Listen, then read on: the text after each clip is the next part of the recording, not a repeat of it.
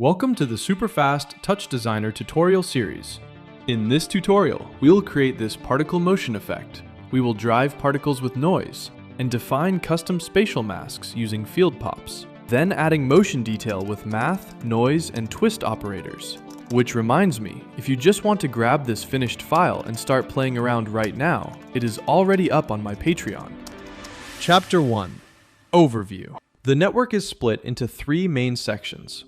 First, we generate a dense particle system using a point generator and a particle pop. Next, we apply spatial masking with field pops and a math combine to build a unified weight map that collapses points inward. Then we add Z-axis noise and a heavy twist pop for that deep, spiraling vortex effect. Finally, we render it all out with a simple PBR setup and soft shadows. And hey, if you want to learn more techniques like this and find beginner courses, you should definitely join over 400 students getting feedback in my school community linked below. Perfect, let's jump into the tutorial. Chapter 2, Network. Okay, drop down a point generator pop. In the point generator parameters, change the shape to rectangle and set the number of points to 100,000. Move over to the size parameter and set the Y value to 1.7. Now add a particle pop. Before we adjust the particle parameters, let's set up a manual trigger. Create a keyboard in Chop. And hey, if you find this network interesting, but maybe do not want to build it all from scratch, you can just grab the finished project file on my Patreon. There are over 7,000 subscribers there who get access to all my project files, custom TouchDesigner plugins, and some free VJ packs. If you prefer to just jump straight in and experiment, the link for that is also in the description. Now return to your particle pop. Set the maximum particles to 1 million and the birth rate to the same value. Change the life expect to 1 and the life variance fraction to 0.5. Change the random seed to 1. For the start parameter, reference our trigger. Lastly, change the speed parameter to 2. Take the output of that particle pop and connect it into a noise pop. Change the period to 0.5, the harmonic gain to 0.8, and the amplitude to 0.01. Under the Transform tab, drive the Translate 4D parameter by typing ABS time.seconds. Now go to the Output tab and change the Combine Attribute Scope to p.xy. Alright, we need to apply our first spatial boundary. Connect this noise pop into a field pop. The field POP acts as a spatial masking tool in TouchDesigner. It assigns a weight attribute to points based on a spherical radius. Using transition range and alignment, it creates a smooth ease-in-out fall-off gradient. Lower the radius to 0.5. Set the transition range to 0.616 and the transition align to 0.336. Change the transition type to ease in, ease out, and turn on absolute value. Connect this signal into another field pop. Change the mode to box. Change the transition range parameter to 0.568. and the transition align to 0.267. For transition type, choose ease in, ease out.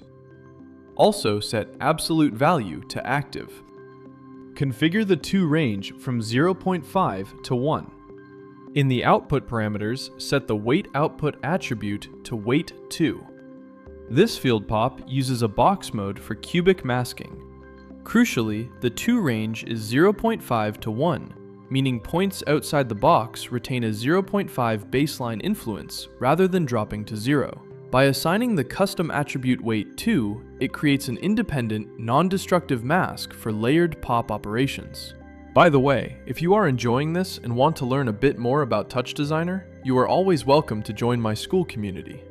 We have over 400 students learning together right now. It is a great place to find beginner courses, get feedback on your project files, and network with other creators.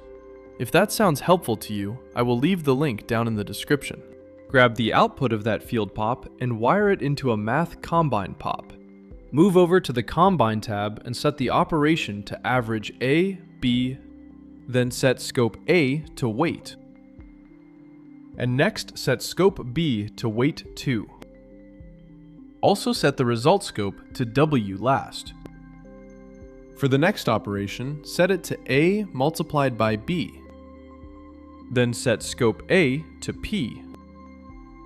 And finally set scope B to W last. This Math Combine POP runs 2 sequential operations. First, it averages the weight and weight 2 fields to create a unified mask saved as W_last. Next, it multiplies all point positions, P, by this new W_last value. This causes areas with low mask weights to collapse toward the origin. Let's add some depth. Connect this into another noise pop. Set the seed to 0, and change the period to 4. Set all harmonics to 0, and lower the amplitude to 0.01. In the transform parameters, drive the translate 4D again with abs_time.seconds.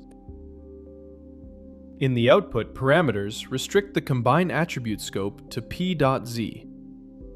We isolate the noise to the p.z scope so the displacement only pushes the particles forward and backward, creating a sense of depth. Connect this into a math pop. In the math parameters, set the input attribute scope to p.z and define the multiply parameter as 1.05. Now wire this into a twist pop. Set the primary axis to Z and increase the strength to 15. Make sure to assign the output attribute scope to P. We apply this intense twist along the Z-axis to spiral the moving particles inward, generating a dynamic vortex effect. Perfect. To complete this block, connect the twist pop into a null pop and change its name to end. Now to finalize the effect, target this end null into the particle feedback path. Now we can see all the combined effects working together. Add a select pop to grab this last null. And now connect it directly to a geometry comp. In its transform settings, configure the translate Y to 0.2. Change the scale values to 1.5.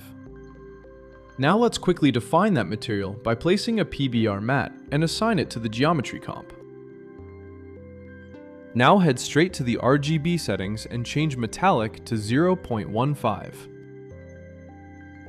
I got a simple camera viewport and 2 lights for soft shadows. Sent to a vertical render top and an out top for the interactive viewer. Connect the render top into a level top.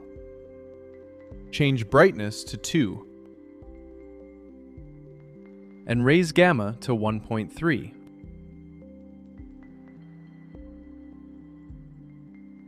I hope you've successfully completed this tutorial. If you enjoyed this video, don't forget to subscribe to the channel and smash the like button. If you have any questions, feel free to ask in the comments.